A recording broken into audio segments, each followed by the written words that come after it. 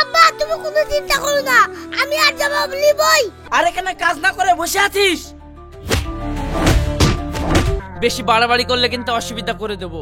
আপনার সব জালিয়াতি আমার কাছে ধরা পড়ে গেছে। আর আপনার মেয়েকে আমি সেই ছোটবেলা থেকে অনেক ভালোবাসি, তাই আমি চাই আমাদের দুজনের বিয়ে আপনি দেন।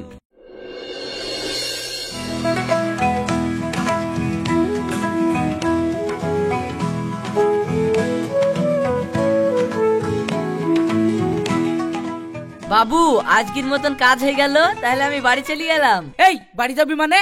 এই তো কদিন পরেই তো বর্ষাকাল পড়ে যাবে, তখন তো কাজ কাম কিছুই হবে না, বসে বসে মাইনে নিবি। আর এখন তুই বাড়ি চলে যাবি মানে? যা ওই কদমতলার আঁচল জমিটা কুবা গাদা। আপনি কি বলছেন? সকাল থেকে এতক্ষণ অব্দি আমি কাজ করে আসলাম, আবার আমাকে কাজে দিতে হবে? সারা জীবন তোকে বেতন দিয়ে পুষবো, আবার একটু কাজ করতে বললে তোর গায়ে জ্বর আসে না? জমিগুলা বন্দুক দিয়ে যে টাকাগুলো আমার কাছ থেকে নিয়েছিস তার তো সুদ বেড়েই চলেছে। এইভাবে যদি কাজে ফাঁকি দিস তাহলে সুদের ওপর সুদ, সুদের ওপর সুদ বেড়ে যে তোর জমি আমার পাওনা হয়ে যাবে। বর্ষার সময় যখন কাজ হয় না তখন বসে বসে বেতন গুলা নিস, কই তখন তো বলতে পারিসনি যে 10 টাকা কম নেব? আর এখন যত কাজ করতে বললেই তোদের সমস্যা না? হ্যাঁ ঠিক আছে বাবু, তাহলে আমি কুবাইতে যাচ্ছি। ওইসব যাচ্ছি যাচ্ছি শুনবো না, এক্ষুনি যা।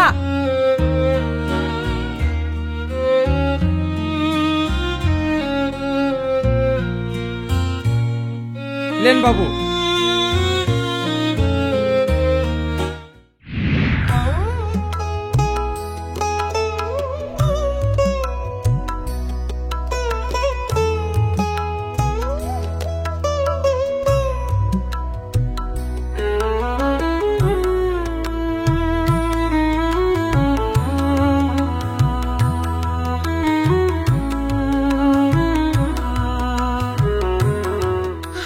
তুমি সেই সকালবেলায় যাইছো আর সন্ধ্যা হলে বাড়ি আসছো, তোমার ব্যাপারটা কি বলো তো? কি করব বল, মালিকের কাজ করি, সে যদি এখন সঞ্জি পর্যন্ত খাটি লেয় তাহলে আমি বা কি করব? আবার জমিগুলাও তো ওর কাছে বন্দুক পড়িয়াছে, টাকার অভাবে ছাড়াতেও তো পাচ্ছিনি। আমরা হলাম গরিব মানুষ, এখন বাবুর মুখের উপর দিয়ে তো কিছু বলতে পারিনি। রওশন কই, তাকে তো দেখতে পাচ্ছিনি। সে তো প্রাইভেট পড়ে এসে কমনে খেলা করতে গেল। সাজ লেগ গেল, সে আবার কমনে গেল।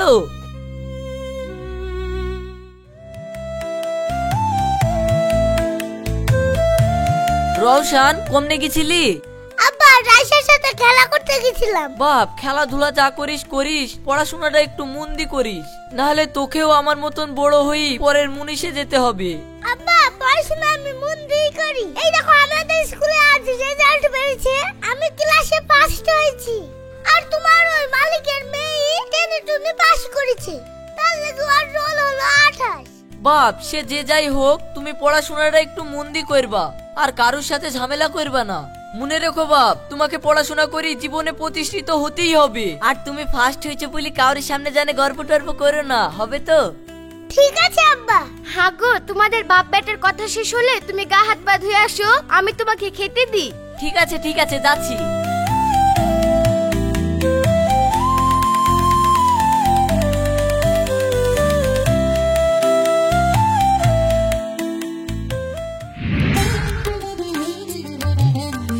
বাবু আচ্ছা কাজ হয়ে গেল যে? আপনি স্কুল করতে জায়গা দিলেন আর আপনার মেয়ে লাস্ট হয়ে গেল, আর যে আপনার বাড়ি কাজ করে তার ছেলে রৌশন সেই ক্লাসের মধ্যে ফার্স্ট হয়ে গেল, এতে কি আপনার মান সম্মান থাকবে? কি ওই মাস্টার আমার মেয়েকে লাশ করেছে? কত দেখছি স্কুলে। চলেন চলেন চলেন। আপনি কিরকম ধরনের মাস্টার? আমি দিলাম আপনাকে স্কুল করার জায়গা, আর আপনি কিনা আমার মেয়েকেই লাশ করলেন। আর ওই ভিখারির ছেলে রৌশন, তাকে করেছেন আপনি ফার্স্ট। আপনার কোনো বিবেক আছে? এই গায়ে চাকরি করার ইচ্ছা মনে হয় আপনার নাই। দেখুন, আপনি অত উত্তেজিত হয়েন না, আমি একজন শিক্ষক, আমার কাছে সকল ছাত্রই সমান। যে যেমন পড়াশোনা করেছে তার রেজাল্ট তো তেমনই হয়েছে।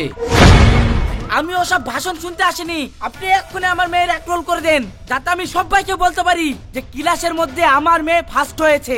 কিন্তু এটা তো অনেক বড় অন্যায়, আর আমি হাতে ধরে এই অন্যায় কি করে করতে পারি? আমি কোনো কথা শুনতে চাইনি কো।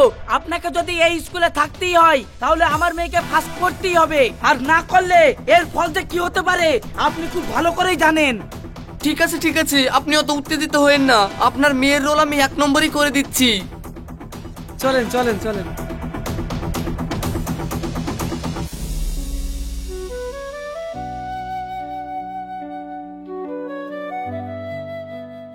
রোশান, তুমি মন খারাপ করো না। আমি জানি যে তুমি ক্লাসের মধ্যে ফার্স্ট হয়েছো। না না, আমি কিছু মনে করিনি। রোশান, এ দেখো তোমার লাগি আমি কেক নিয়ে এনেছি, লাও খাও।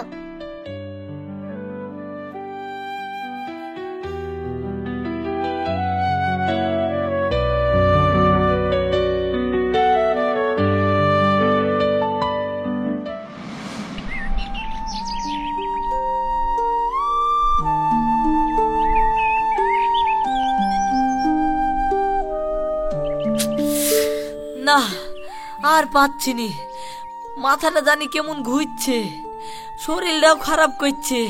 একটু বসি।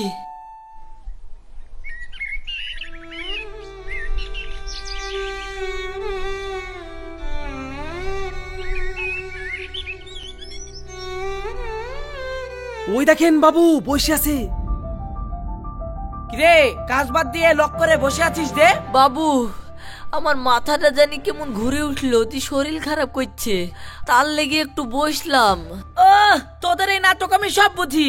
কাজ করার ভয়ে এভাবে লক করে বসে আছিস। শালা ছোট লোক কোথাকার, মাসে মাসে বেতন নিবি আর এখানে কাজ না করে বসে আছিস।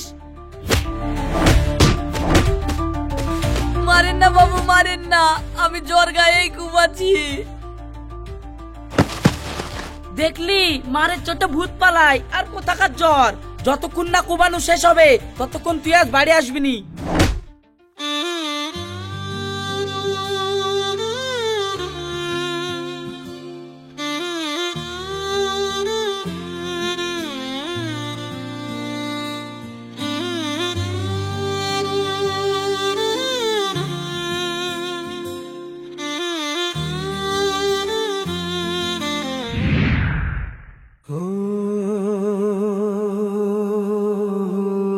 সুরজ, তুই আজ কাজে গেলি, কি ব্যাপার? বাবু, ও কাজে কি করে যাবে? কালকে আপনি ওকে এমন মার মেরেছেন, ও তো জ্বরে লড়তে পারছে না। লড়তে না পারলে হবে? এদিকে এক যোগ্যর কাজ পড়ে আছে, আমি কোনো কথা শুনতে চাইনি। তুই এক্ষুনি চ। শুনেন বাবু, আমার আব্বার শরীর খারাপ, আমার আব্বা যেতে পারবে না। তার বদলে না হয় আমি যাচ্ছি। ঠিক আছে, তাই চ। তাই বলে আমি মুনিশ কামাই দিতে পারবো না। না বাবু, ও খেলি যায়েন না, ও ছোট ছেলে কাজ করতে পারবে না। তোর ছেলে কাজ করতে পারবে না, তাইলে তুই চ। আমি কি করে যাব? আমি তো উঠতেই পারছি না। ওসব আমি বাপ বেটার কাহিনী শুনতে পারবো না। তোর ছেলে যাবো বলছে, তোর ছেলেই যাবে। এই চ।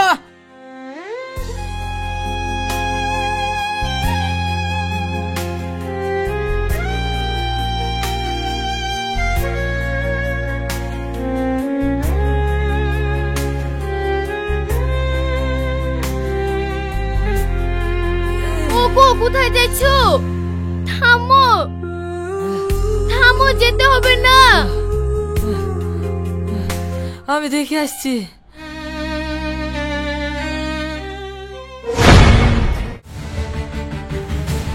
ছোট লোকের বাচ্চা, রায়গুলো ফেলে করলি কি রে?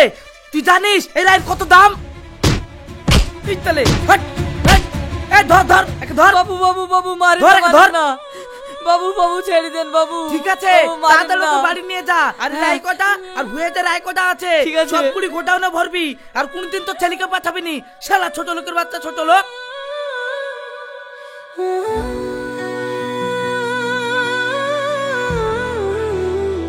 বাপ, এই দুনিয়ায় গরিবের কোনো মান নাই রে।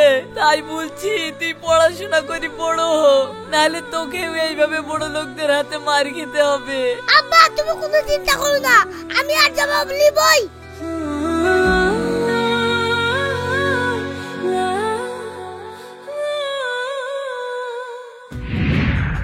রওশন, এই গ্রামের জমিদার তোর ওপর অনেক অত্যাচার করেছে। প্রতিবার তুই ক্লাসে প্রথম হওয়া সত্ত্বেও ওই জমিদারের ভয়ে ওর মেয়েকে আমাকে ফার্স্ট করতে হয়েছে। কিন্তু আজ আমি খুব খুশি, তার কারণ তুই গোটা পশ্চিম বাংলার মধ্যে বৃত্তি পরীক্ষায় প্রথম স্থান অধিকার করেছিস। তোর আর চিন্তা নাই রওশন, তুই বৃত্তি পরীক্ষায় প্রথম স্থান অর্জন করেছিস, তাই তোর আজ থেকে পড়াশোনার খরচ সব সরকার বহন করবে। ধন্যবাদ স্যার।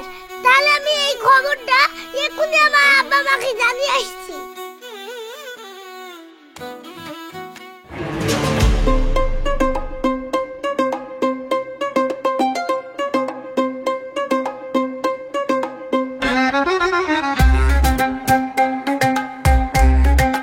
বাবু, পাড়াতে কি ঘটনা ঘটে গেছে শুনেছেন? কি হয়েছে? ওই যে ভিখারি বাচ্চা রৌশন, ও যে কলকাতার বড় স্কুলে ভর্তি হয়েছে, আর শুনছি নাকি ওর পড়াশোনার খরচ সব সরকার বহন করবে। কি ওই ভিখারি সুরজের ছেলে কলকাতা স্কুলে পড়বে? ঠিক আছে, তাহলে আমিও আমার মেয়েকে কলকাতা স্কুলেই পড়াবো। চল ওই পাড়ার তানবীরের সাথে সুদের টাকাটা পাবো, ওটা নিয়ে আসি কি? ঠিক আছে বাবু।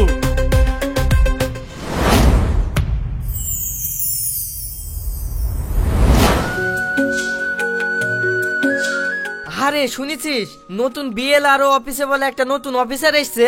আকাশ মডেল যে এলাকার জমিগুলা দখল করে খাইছে, আমাদের এই নতুন বিএলআরও অফিসার ওইসব 2 নাম্বারই করা জমি জায়গা যাদের জমি তাদেরকে ফিরে দিচ্ছে। তাই নাকি রে? সুদ তো আমাদের জমিগুলো ওইভাবে বেইমানি করে লিছে। তাহলে চ আমরাও না ওই অফিসারের কাছে যাই, দিয়ে আমাদের জমিগুলো ফেরত পাই কি দেখি। হ্যাঁ হ্যাঁ, চ তাহলে তাই করি।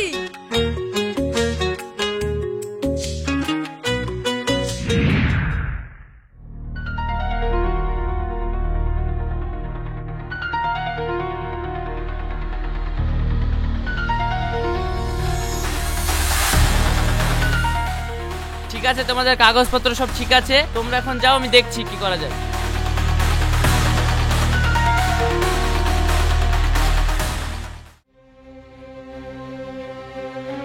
কি ব্যাপার স্যার, আপনি আমার জমি দাগ নাম্বার কেটে সব অন্য লোকের নামে করে দিয়েছেন কেন?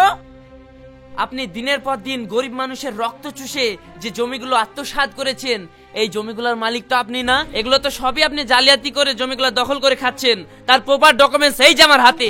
আমি গরিব মানুষের রক্ত চুষে খেয়েছি মানে? আপনি আমাকে এত বড় কথা বললেন কি? আপনি আমি কে মনে পড়ে? আজ থেকে 20 বছর আগে আমার আব্বা অসুস্থ ছিল, কাজ করতে পারছিল না, তাকে জোর করে মেরেছিলেন। আর আব্বার কাজটা আমি করতে গিয়েছিলাম, আমার মাথায় থেকে রায়ের বস্তাটা পড়ে গিয়েছিল বলে আপনি আমাকে মেরেছিলেন। আমি হচ্ছি সে। তার মানে তুমি সেই রৌশন? হ্যাঁ, আমি সেই রৌশন। বেশি বাড়াবাড়ি করলে কিন্তু অসুবিধা করে দেব। আপনার সব জালিয়াতি আমার কাছে ধরা পড়ে গেছে। আপনি আজ পর্যন্ত বেআইনি ভাবে নিজের কাছে যে জমিগুলো আত্মসাৎ করে রেখেছেন, সেই সমস্ত জমির দলিল যদি আসল মালিককে ফেরত না দেন, তাহলে আপনার বিরুদ্ধে আমি আইনত স্টেপ নিতে বাধ্য হব। স্যার, আমি আপনাকে কথা দিচ্ছি, আমার কাছে যাদের যাদের জমি আছে সবাইকে আমি ফিরিয়ে দিব। আপনি একটা ডেট করুন। ঠিক আছে, তাহলে আমি আগামী সোমবারে ডেট করছি। আপনি ওই দিনই সমস্ত দলিল রেডি করে রাখবেন। আমি মাচার কাছে গিয়ে যাদের দলিল তাদেরকে বন্টন করে দেব। ঠিক আছে স্যার।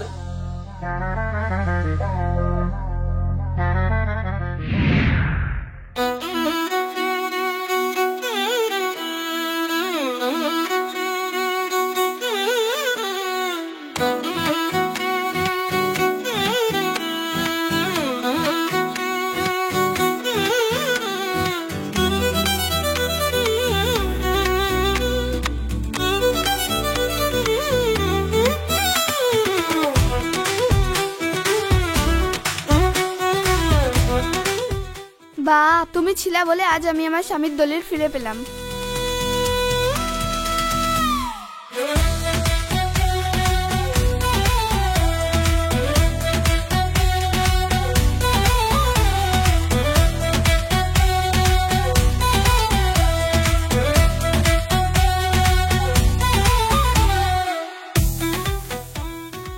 বাপ, আজ তোর জন্য আমার গর্ভে বুকটা ভরে যাচ্ছে। অনেকদিন পর আজ তোর জন্য গোটা গ্রামবাসীর মুখে হাসি ফুটে উঠেছে।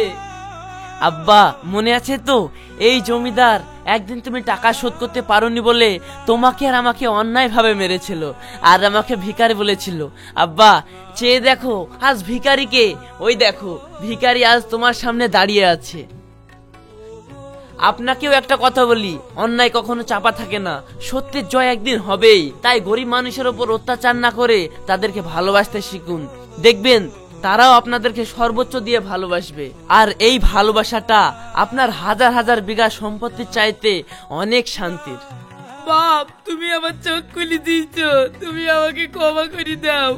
আর সুরজ ভাই, তুমিও আমাকে ক্ষমা করে দাও। দেখো রওশন, আমার আব্বা যখন সব কথা ভুলেই গেছে, তুমিও আগে সব কথা ভুলে যাও, দিয়ে আমাদের ভালোবাসার কথা আমার আব্বাকে জানাও। শুনুন, আপনি যখন সবকিছু মেনে নিয়েছেন, আপনি আমাকে ক্ষমা করে দেন। আপনার ভুল সংশোধন করার জন্য আমাকে এইটুকু করতে হয়েছে। আর আপনার মেয়েকে আমি সেই ছোটবেলা থেকে অনেক ভালোবাসি। তাই আমি চাই আমাদের দুজনের বিয়ে আপনি দেন। তোমাদের ভালোবাসার কথা আমি কয়েকদিন আগেই জানতে পেরেছি, তাই আমি চাই তোমরা সুখে সংসার করো। আসো আমার বুকে আসো। চলো বাড়ি এই, চলো। তোমরা সব আপনার ফাইল পেয়েছো তো? হ্যাঁ, যাও বাড়ি যাও।